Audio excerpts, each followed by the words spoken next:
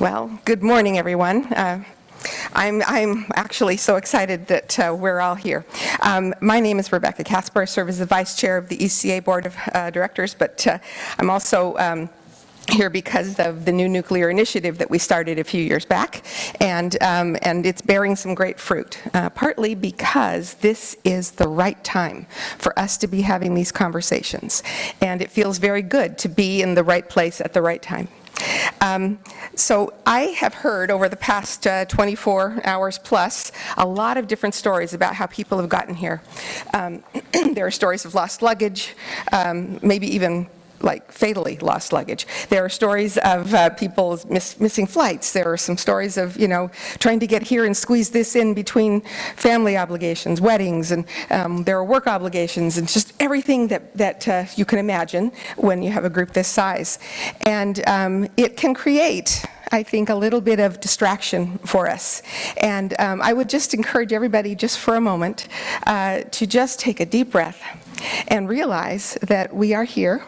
And what makes it kind of special for us to be here together is that though our conversation revolves around nuclear, and that kind of unites us, there is, as Kara said, this is a diverse group.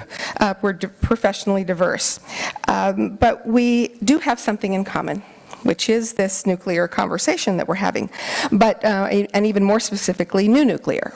But then when you start looking at new nuclear and you look at our agenda, you realize, well, that involves the people who are the entrepreneurs, the developers of new technologies. It involves the policymakers who might make it happen. It involves people who are already thinking about construction schedules. It involves supply chain concerns. It involves public engagement and worrying about the disposition of any waste. It involves some very creative and some intense financing kinds of concerns. And all of a sudden, the thing that unites us, still, we are spread out all over the place. And even within each of those areas of expertise, there are sub-expertise, strains. And so more diversity. But what unites us, I think, when we say that we're here to talk about new nuclear, is that there's something, I would say, distinctive, or in my little mind, special about nuclear. And that is that it is firm, baseload, non-carbon emitting power, or it's the potential for that. And that is something that means a lot if you care about the climate. It means a lot if you care about figuring out how we're going to meet the power needs of a growing economy that is embracing AI and that is embracing a transition away from carbon emitting sources. We need to be able to plug in our EVs. We need to be able to have that power on demand that we've had and expected for, well, nigh on a century in this country. We want it right when we want it.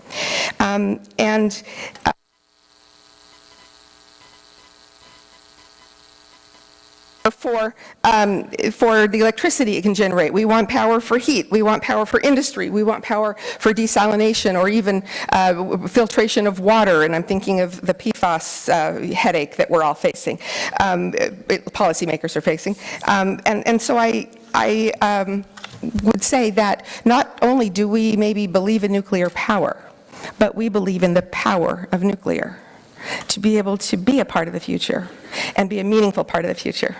And so and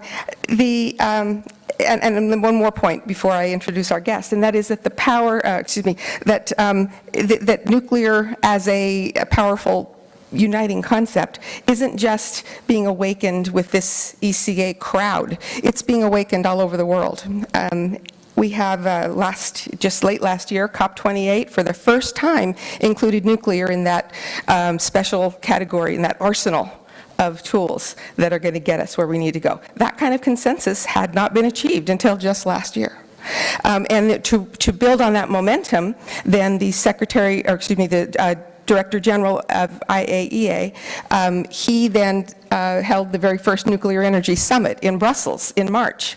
And there were a few of us in this room who were fortunate to be there. And at that point, we had 32 countries take the stage, one after another. Sometimes heads of state, sometimes just high-level officials, took the stage to declare support for nuclear. That is unprecedented. So when I say that we are having the right conversation at the right time, I'm not wrong. I'm sorry. My kids don't know that, but I'm not wrong. And as Mayor Gary so generously introduced our international guests, being able to marry a wonderful concept like nuclear with local leadership and initiative, and then do so with local leaders all over the world. This gives me chills. It's an exciting time. It's a very exciting time. That we've talked about the second nuclear renaissance, or a nuclear renaissance, for a long time now. I don't want to jinx it by calling it that. This is better than a renaissance. We are making, at the cusp of making some really great things happen. But as the Director General said, all nuclear is local. Right? We know all too well that if a local community is not properly informed, there will be protests. There will be pushback to the point where some projects won't make. But if there is proper involvement and leadership at the local level, we can make really important projects happen. It may not be in any given elected officials' political lifetime. Some of us will only be laying foundations, some of us will be there for the ribbon cutting. But the point is that there has to be local leadership, and that's the purpose of being here. Our goal is to, over the next 2 days, is for everyone who's here from a local level position, is for you to learn enough to be able to go back home and get the right conversations happening. And make sure that the right people are listening to you, and you need to know what to be able to say to them. There's a lot of technical jargon. Learning nuclear in one, 2-day conference isn't really easy to do, nor is it really possible. But what we hope is that we'll have enough jargon-free dialogue, we'll have enough honest conversation that you will be able to feel free to ask the questions that you need to ask so that you can go home better informed. And we're very fortunate in that sense. And we put together, thanks to Kara and Faith and Seth, the brain trust at ECA, put together a fantastic conference with a lot of important names and faces. My mouth is going dry. That always happens when I get nervous. Okay, so to lead us in our very first important person conversation, we have none other than Acting Assistant Secretary and Principal Deputy Assistant Secretary, Dr. Michael Goff, here with us today. And prior to this, he worked at INL in the office where he had been assigned to go and work in the Secretary's office anyone's office to track what's going on. And prior to that, he was a senior policy advisor for NE in the Office of Science and Technology in the Executive Office of the President. So he has been in these high-level conversations for quite some time. He has a career that expands over 30 years in U.S. laboratories, particularly INL and Argonne. But he also, I would say, in addition to all of this government-type work, he has the heart of an academic. He's published over 70 articles.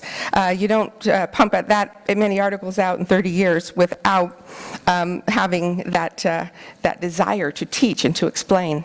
And so he's a perfect person to lead off our very first conversation today. His area of expertise, at least based on the articles, they focus on the fuel cycle, high-level waste development, and I don't know what development means, so you have to teach me someday. And then the website just said safeguards. So if for those of you who want to go home and say, hey, we got the safety thing in the bag, new nuclear has a lot of safety going on, again, he's our man. So he's going to take some time today. He's a friend to our work and to our mission. We're grateful for your leadership and for your support. He has a pretty important strategic session that he's going to next. He's just only this past weekend assumed the role of NE1. And so here we have him at what I guess is probably your first major address with this new title. And so if I haven't taken up all of his time, he'll have some time maybe to even field a few questions afterwards. So come on up and welcome and thank you.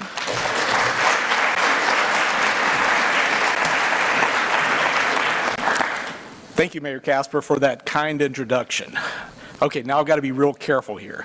The next thing I was going to say, I would like to thank the leadership of the multiple cities in this area for putting on this event here. It is great to be in this area, appreciate all the organization of that. And I should especially note, so I was in DC on Monday. You could start feeling the summer humidity coming into DC on Monday. So I'm very happy to get out to the Mountain West. It's great to be back in this area, away from the humidity and all. I also want to note too, again, thinking that we're having the meeting here, is I'm a nuclear nerd. So I also got the opportunity to go and visit PNNL yesterday afternoon and see a small fraction of the work that they're doing in the nuclear space here for both the Department of Energy, but also for industry as well. It was real impressive. I appreciate, getting shown around there and see all the innovation that's occurring here as well. So it's great for me to be able to come here. I'm really happy that we're getting to have this in this region. Also, a very special thanks to the Energy Community Alliance for taking a holistic approach with this event and bringing in so many players to this conversation. And let me quote Mayor Casper here again, too, because I agree with what she said on this.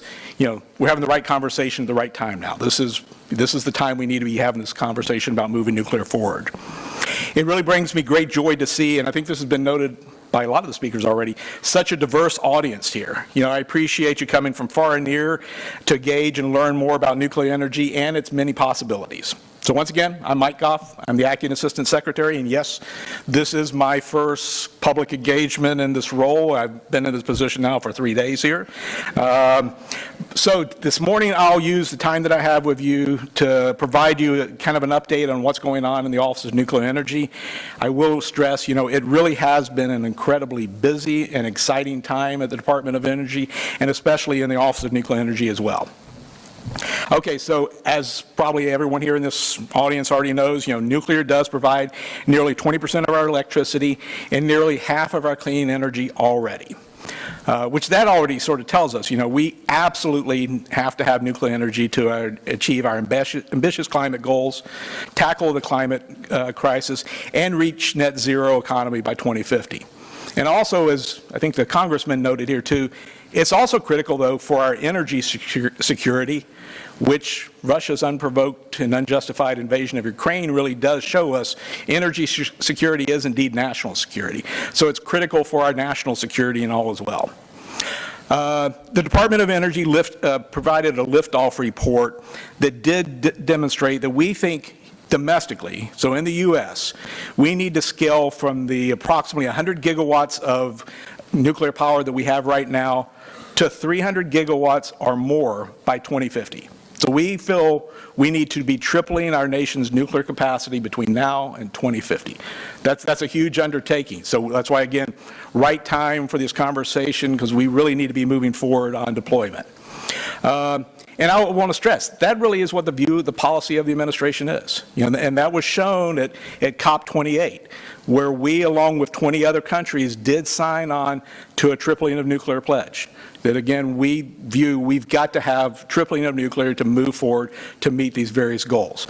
That's not saying we're not need other technologies. We really do need all these other technologies to meet these ambitious decarbonization goals. Renewables, geothermal, all of those things need to work, and nuclear needs to expand pretty significantly. So this is a huge opportunity, but also a big challenge for us. We cannot demonstrate and deploy new nuclear technologies without building the partnerships and the projects between federal, state, tribal and local governments, communities, the private sector, universities, NGOs, and all the other players in this area. We all have to come together and working on doing this. As already noted, the administration really has been a strong supporter of keeping both the current fleet of reactors operating. Happy to say, as of last week, that's a fleet of 94 reactors now that Vogtle Unit 4 came online last Monday. We've got to keep those existing plants operating safely and efficiently, but we also have got to be deploying new advanced nuclear technologies. That's critical for us. I think right now momentum really is building for nuclear technology in the United States. With the Inflation Reduction Act of 2022, that was the the largest single investment in climate and energy in the history of America. And I was really happy, having worked in this space for a number of years, that the investments really were technology neutral. Nuclear is clean. Nuclear is included with all of the clean technology investments. That's a big stride forward for nuclear through the years here. So there's billions of dollars in financial support that will be used to spur the deployment of clean energy projects in communities across the country. The investments and tax incentives included in the Inflation Reduction Act guarantee a commitment to nuclear energy that will continue throughout the nation's journey to net zero. Coupled with the strong budget for the Office of Nuclear Energy, which we really are pleased with the budget that bipartisan support provides us through Congress, and other programs on nuclear energy development at the department, including the work of the Office of Clean Energy Demonstrations, the Civil Nuclear Credit Program, and the Loan Programs Office, these investments are helping preserve our existing nuclear plants and helping to hopefully accelerate the commercialization of clean energy technologies, including nuclear technologies. As already noted, we are very excited to have 2 brand new reactors join the U.S. commercial fleet. In Georgia, Vogtle Unit 3 entered commercial operations last July, and Unit 4 became operational at the end of April, a week ago Monday. And I will note, for our former assistant secretary, who's now gone back to academia and all, we did credit, I'm going to credit her last week in office. Vogtle went operational, and we put a ban on Russian material. So, that wasn't a bad week to send Dr. Huff off on. So those 2 units in Georgia will be delivering more than 2 additional gigawatts of clean electricity to provide millions of homes and businesses with electricity. It also support a number of hundreds of good, high-paying jobs as well. That project was backed by the Department of Energy's Loan Program Office, but also note from the Office of Nuclear Energy, we had a public-private partnership earlier in this century called the NP 2010 program, where we, again working with Westinghouse, funded the design certification for that AP 1000 to help move that program forward as well.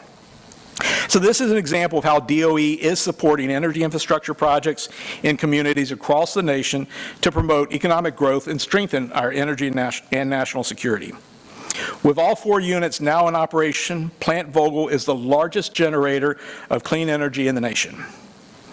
I'll also note, though, in March, the Loan Program Office, LPO, also provided a conditional loan guarantee of $1.5 billion to reopen the Palisades nuclear plant in Michigan. Once reopened, Palisades will be the first successfully restarted nuclear plant in American history, driving more than $360 million in regional economic impact. It will also help generate 600 good-paying, high-skilled jobs in the area and provide reliable power for 800,000 homes. I will note, as someone working in this industry for the last 30 years, that was something I didn't expect that we would ever have, that we would restart a plant. I'm just extremely excited that we have that, and maybe we have some other opportunities around the country as well in that area. So our current fleet is helping to demonstrate how nuclear can decarbonize energy-intensive processes that rely on fossil fuels. In the Office of Nuclear Energy, we've worked with 3 of the existing nuclear power plants in that fleet of 94 to demonstrate how we can use that electricity from those existing plants to produce clean hydrogen. That you don't have to necessarily have advanced reactors. You can maybe do it more efficiently, but you can use the existing fleet to generate hydrogen to provide additional revenue streams and provide hydrogen to help in that transition. The bipartisan infrastructure law also funded 7 regional hydrogen hubs, 3 of which do include nuclear energy technology. So to meet our energy and climate goals, we simply can't afford to lose the existing clean energy that's coming from our existing infrastructure there. This includes the existing fleet of nuclear reactors, but it also includes our strong community partners and the unmatched capabilities and expertise housed at our national labs, like PNNL here, and our U.S. universities. On the university side, I'll note the Office of Nuclear Energy continues to invest in the next generation of nuclear energy researchers and leaders, as well as the R&D capabilities of our colleges and universities. Last month, we hit a major milestone. Last month, we eclipsed that we have now provided $1 billion in total funding to U.S. colleges and universities since the Nuclear Energy University program was put into place. We're very proud of that accomplishment there. So since 2009, this historic funding initiative has supported some of the most influential nuclear technology research of the 21st century, including advanced reactor concepts, accident-tolerant fuels, and structural materials of nuclear reactors. This funding is crucial for the investment in the future in scientists and engineers that are needed, as we expand nuclear technology, that are working again to advance nuclear technology and to reach our net zero goal by 2050. As we work to get to net zero, though, advanced reactors provide important options to communities like the communities represented here that are looking to meet their energy and carbon reduction goals. The advanced reactors, as I've said at times, they're not our parents' nuclear reactors. There's a lot of flexibility in those reactors. They are more flexible and versatile, and they're designed to really meet the needs of different communities. Importantly, SMRs and microreactors represent opportunities for both remote and isolated communities as well. They could also be deployed to power artificial intelligence and data centers, which need to balance rapidly growing power demands with the need to reduce carbon emissions. So with nuclear energy, we can really help solve both of those problems. And some companies like Microsoft and Amazon and Google are already exploring a number of nuclear energy options in this space. Here in this room, there are a number of technologies providers in the room, and I do encourage you over the next 2 days to really engage with them to learn more about the untapped benefits of their different technologies. Nuclear also holds the potential to enable a just clean energy transition to fossil fuel communities. The pivot away from carbon-emitting sources like coal power plants, while beneficial for reducing our carbon emissions, has left many of the surrounding communities with economic uncertainty. Just last month, the Office of Nuclear Energy released an information guide for communities exploring a coal to nuclear transition. It found that transitioning from a coal plant to a nuclear one would create additional higher-paying jobs at the plant, create hundreds of additional jobs locally, and spur millions of dollars in increased revenues and economic activity in the host community. Importantly, it also found that with planning and support for training, most workers at an existing coal plant should be able to transition to work at a replacement nuclear power plant. This information guide builds on DOE's 2022 report that studied hundreds of U.S. coal plants, specific plants across the country that could be converted into nuclear power plant sites as well.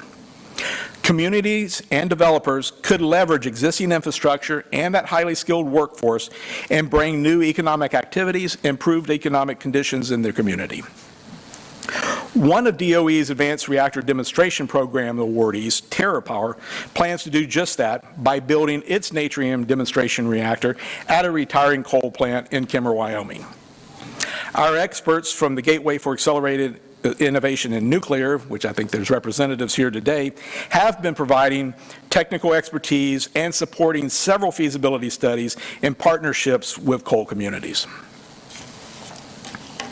As more coal plants retired, we're eager to continue these conversations with communities so that we can deliver place-based solutions and ensure an equitable energy just transition that does not leave behind energy and environmental justice communities. So DOE is working hard to speed the development and deployment of advanced reactors. We're focused on moving innovative technologies from the conceptual and development stages into commercial deployment. As the Secretary notes a number of times, our job in the Department of Energy is really transition to deploy, deploy, deploy. Because we need these to start delivering benefits now. As many of you know, we provide support through cost-shared partnerships with U.S. industry under the Advanced Reactor Demonstration Program to address the highest technical and regulatory risk for commercialization of advanced reactor designs. In the past years through these programs, we have reached some important milestone toward demonstration of new reactors.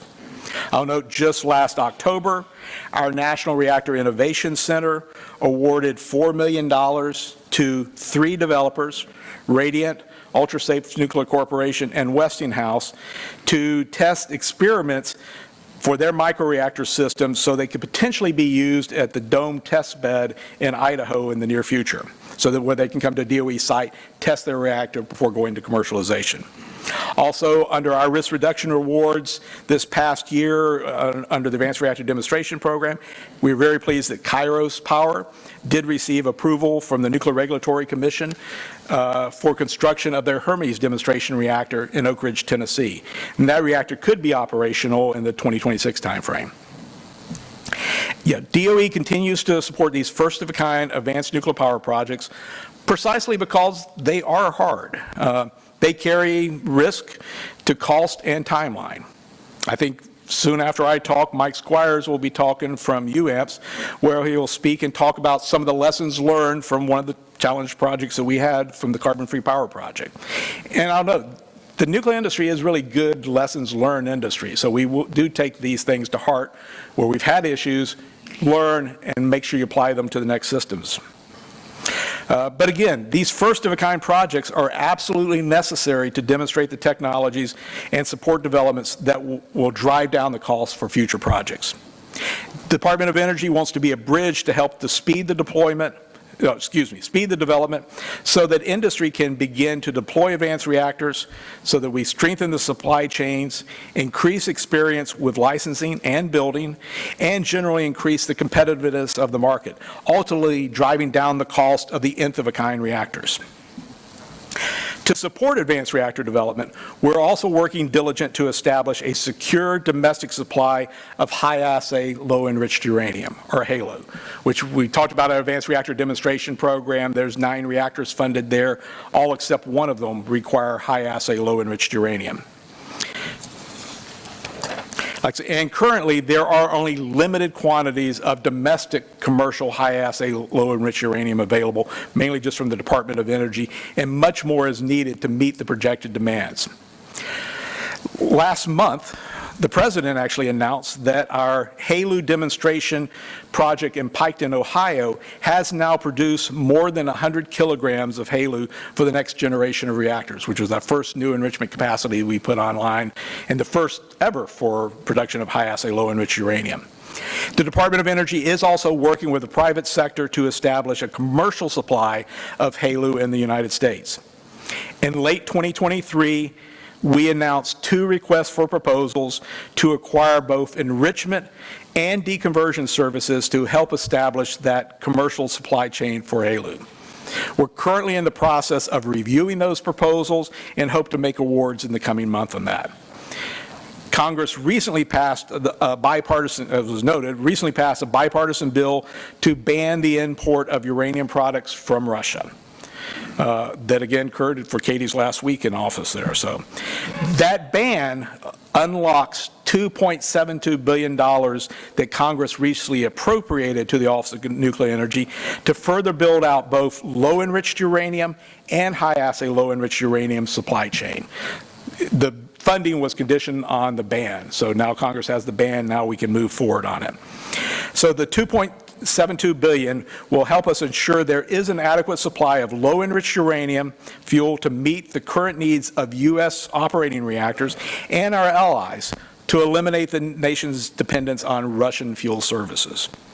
The Department of Energy will release a request for proposals this summer for uranium enrichment services to support a supply of fuel for the nation's fleet of nuclear reactors that, again, is free from the influence of untrusted actors.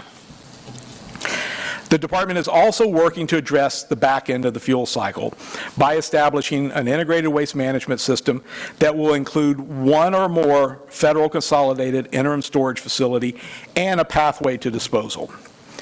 We are committed to a consent-based approach to siting waste management facilities that enables broad participation and centers equity and environmental justice. Last year, our consent-based siting program awarded a total of $24 million to 12 teams across the country to support mutual learning, capacity building, and engagement on interim storage facilities. Each awardee received roughly $2 million, and they will provide resources to carry out community engagement activities and provide direct grants to communities to learn more about this process. Efforts like these that build strong partnerships with communities are critical to success, and efforts like these here as well are critical to that activity. The Office of Nuclear Energy continues its partnerships with 3 national groups that focus on state energy policy, including with the National Governors Association, the Nuclear Legislative Working Group, which is managed by the National Conference of State Legislators, and the National Association of Regulatory Utility Commissions. We also partner with ECA and the American Nuclear Society to engage closely with groups and communities as we work to advance nuclear energy to meet our energy and climate goals. These partnerships are providing us a better understanding of the energy community priorities and concerns regarding nuclear projects, helping us to identify information needs, and enabling us to communicate more effectively, which us nuclear geeks don't always communicate very effectively in this space, but communicate more effectively with local governments who may be interested in nuclear energy. It's clear that advanced nuclear technology can play a huge role in the clean energy economy of the future.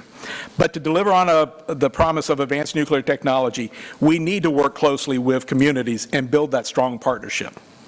A forum like this provides important opportunities for strengthening existing collaborations and opening doors for new relationships. So I thank you to ECA for helping to build those partnerships here this week and for the work that you do to exchange best practices among current and future host communities. I hope that you consider the Department and the Office of Nuclear Energy as a resource and partner in this endeavor. So thank you very much.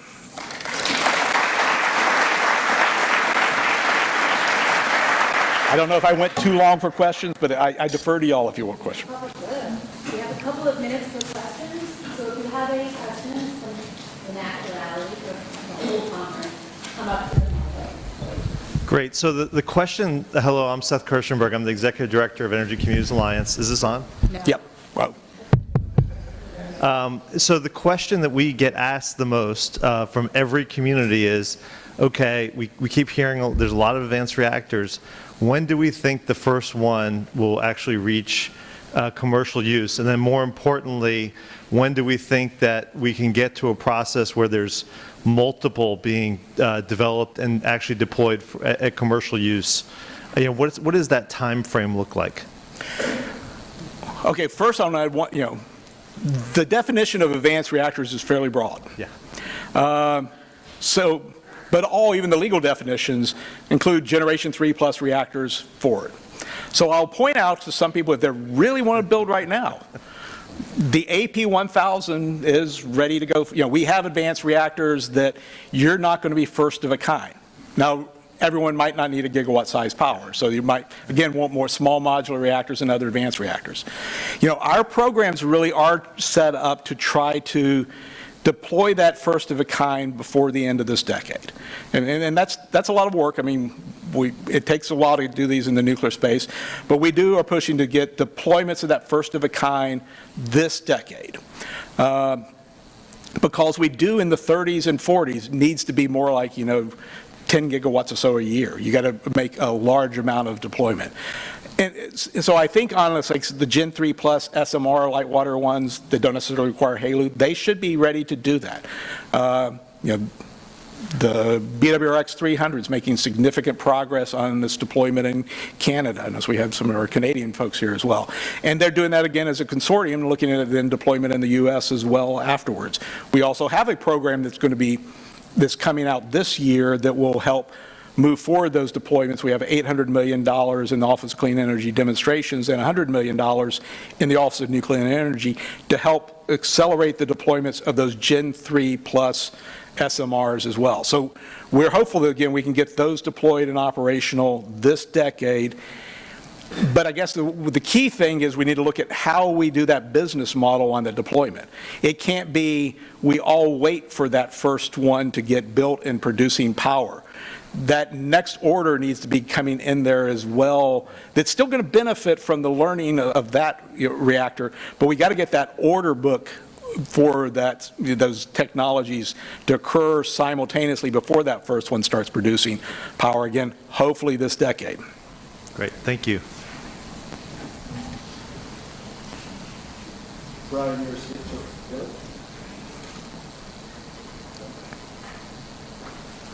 Brian Muir, City of Kemmer, Wyoming. We're getting the TerraPower plant forecasted summer of 2030 to be deployed, putting power on the grid, as far as I know. The question that I have, 20% of the power in the United States is nuclear currently. Is there a forecast or a goal where we want to have, and maybe you could speak to all nuclear as well as on the microreactors, what kind of goal or forecast is that number going to go up? It sounds like if you're increasing it trifold, then perhaps the share of nuclear, obviously there's a demand. When Bill Gates came to our community, he said there's a huge demand as well, increase. Do you have any forecasts or modeling or goals regarding nuclear? Yeah, and I can't remember what the percentage was for that 300 model, the model that we put out under that liftoff report, what percentage that tracked to. My recollection was it's still a bit higher than the 20%. We've got to have growing because we're having more electricity demand. I will note, though, that to some extent, even since that report was issued, the electricity demand projections have been changing rapidly right now. In fact, I think, was it a meeting where someone from Georgia Power was talking about, and they were apologizing. They did their integrated resource-based plan, less than a year ago, and they realized they've got to drastically change it because of the, data center and AI needs. So a lot of that studies on that 300 or so we're not necessarily taking into account just how much growth we've identified right recently as far as moving forward. So it's got to be at least that 20% number. And I think when we were first looking at it, it was assuming it was growing some, probably not getting more than 30% or so. But again, that number might have to go up more if we really start hitting a point where there is rapid growth of electricity. We've had such a stagnant period of electricity growth over the last couple of decades. We're just looking at flat kind of numbers. But in general, most of the studies that I've seen that have driven a lot of that basically say the amount of firm power that we have now on the grid, we need to maintain that, roughly that amount of firm power available. So, and I think that number I wanted to say it was close to 800 gigawatts or so. Don't quote me on that number, but somewhere around that you still need that much firm capacity to help again enable the rapid build out of renewables and all as well. So again, if we end up replacing more and more of that firm with nuclear, then that number could go up even more. So, thank you. One more question. So if you could speak as well to the economics, relative economics of nuclear versus other, obviously that's done in the IRP process with those folks. Have you done any insights on forecasting the affordability and economic viability of nuclear as well, compared to other sources, please? We have done a study. In fact, I think our folks from GAIN have done a lot of work really going back recently. There's Christine King over there who leads our GAIN initiative, looking again for advanced nuclear, some better forecasting numbers for it, more realistic kind of forecasting numbers. That does again start, it is much more competitive than it has been in the past. Because again, it's what are you comparing against? Right. You can't compare it just against natural gas. You can't just compare it against renewables. It's renewables with some long-term storage type activities. Those numbers are comparable. One thing that I did hear recently, again, on economics, say of Vogtle, which I know Vogtle had cost overruns. But there was a pretty good learning curve already from Vogtle Unit 3 to Unit 4. There was a significant cost reduction between those two plants. So there is already some learning being taken into account on those plants, which you hope would then expand over further. I will also note again, through the Inflation Reduction Act, there are a lot of tax benefits out there that don't stay forever. People need to look about deploying those, especially things like the investment tax credits and all like that for the new builds. Those do bring down your risk fairly significantly just from that tax credit. It's not a cost overrun insurance, but it's a nice tax credit that can serve that same manner as well. Thank you, sir. You're welcome. Okay. I'll be quick. Simon Tafoya, Pueblo, Colorado. You mentioned environmental justice, and I wanted to see how DOE defines that, and then subsequently, how do you respond to reactions that nuclear can't be a part of environmental justice in replacing and transitioning fossil fuels? Our position is it definitely can be a part of that. I mean, we do need to look about how we do deploy it. So, I mean, part of that environmental energy justice is, we do recognize that as you're retiring coal plants, those people that worked at those plants powered our industry, powered our nation for a number of years. For us then to expect we're going to shut down all your plants and you're not going to be operational, that's not good energy justice. Those people who bore that burden for a number of years need to be taken into account. That's why we're looking again at trying to look at, can you deploy these technologies at those coal plants so that energy justice in those communities, they can attain energy justice and maintain those communities. But as we're looking at doing it, nuclear is, if you look at it from an environmental point of view, is really one of the best technologies out there. As far as waste management, even though, like I say, we've got to still resolve how we disposition the material, but we've safely stored and managed spent fuel from more than 100 reactors for the last 6 decades. So we are managing that fuel safely and effectively. We do need to make sure, like I say, some of the legacy from the early days of both the weapons program and mining, we need to make sure that we're doing things like mining in a much more effective and environmentally friendly way. And there have been a lot of changes in mining technologies to improve on that. But we got to I think, yes, we can meet environmental justice through nuclear technology. In fact, I'll get into say, I think it's one of the better technologies when you look at the overall life cycle of nuclear technology, front end and back end. It's one of the more environmentally friendly technologies. We need to continue to make sure, though, we deploy it in a manner that's environmentally friendly and all as well. And again, work with the communities to make sure it's deployed where the communities want it, as well. The communities have a huge veto almost in where these things are deployed. You're very welcome.